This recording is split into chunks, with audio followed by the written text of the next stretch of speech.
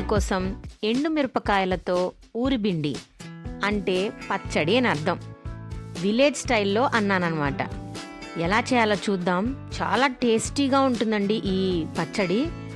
దీనికి గాను మనం ఒక 15 నుంచి 20 ఎండుమిరపకాయలు తుంచి తీసుకోవాలి. గింజలున్నా పర్వాలేదు. మంచి క్వాలిటీ ఎండుమిరపకాయలు తీసుకోండి, చాలా టేస్టీగా ఉంటుంది, అలాగే కలర్ఫుల్గా కూడా వస్తాయి.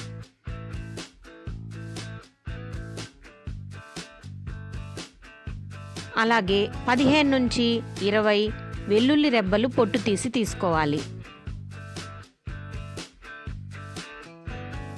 50 గ్రామ్స్ చింతపండు.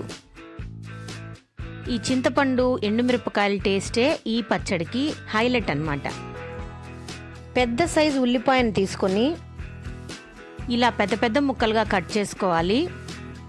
కొన్ని పీసెస్ పక్కన పెట్టుకోండి. పచ్చడంతా అయ్యాక చివర్లో ఈ పచ్చి ఆనియన్స్ని కలుపుకుంటే చాలా టేస్టీగా ఉంటుంది.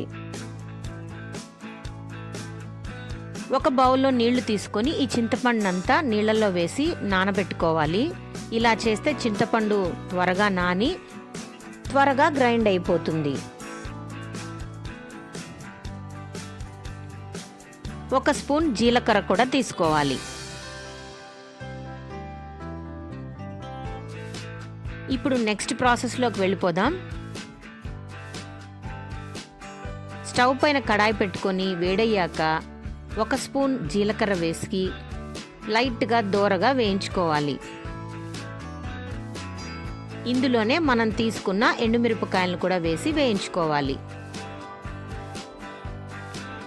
అన్నట్లు ఎండుమిరపకాయలు ఘాటు లేకుండా ఉండాలంటే అందులో కాస్త సాల్ట్ కలుపుకోండి. ఇది మంచి టిప్ కదండి లేడీస్కి. యూజువల్గా ఎండుమిరపకాయలు వేయించేటప్పుడు ఇల్లంతా ఘాటుతో నిండిపోతుంది, అందరూ తుమ్ముతూ ఉంటారు. అలా కాకుండా ఈ టిప్ని ఫాలో అవ్వండి. చక్కగా రెండు వేయించుకొని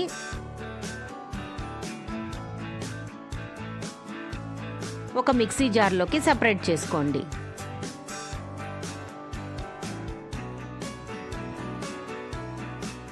చాలా ఈజీ అండి ఈ పచ్చడి, కాకపోతే కాస్త కారంగా ఉంటుంది. కాబట్టి స్పైసీనెస్ నచ్చిన వాళ్ళు తప్పకుండా ఈ పచ్చడిని ట్రై చేయండి.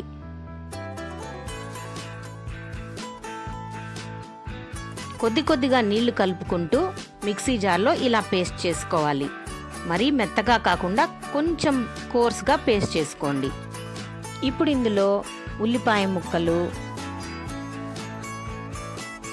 అలాగే వెల్లుల్లి కూడా వేసుకోవాలి.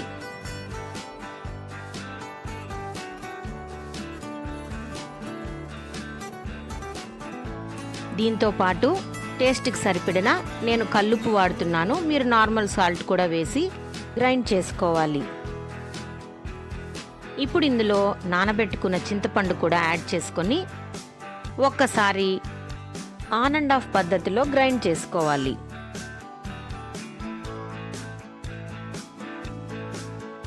అచ్చం రోటి పచ్చడిలాగే ఉంటుందండి.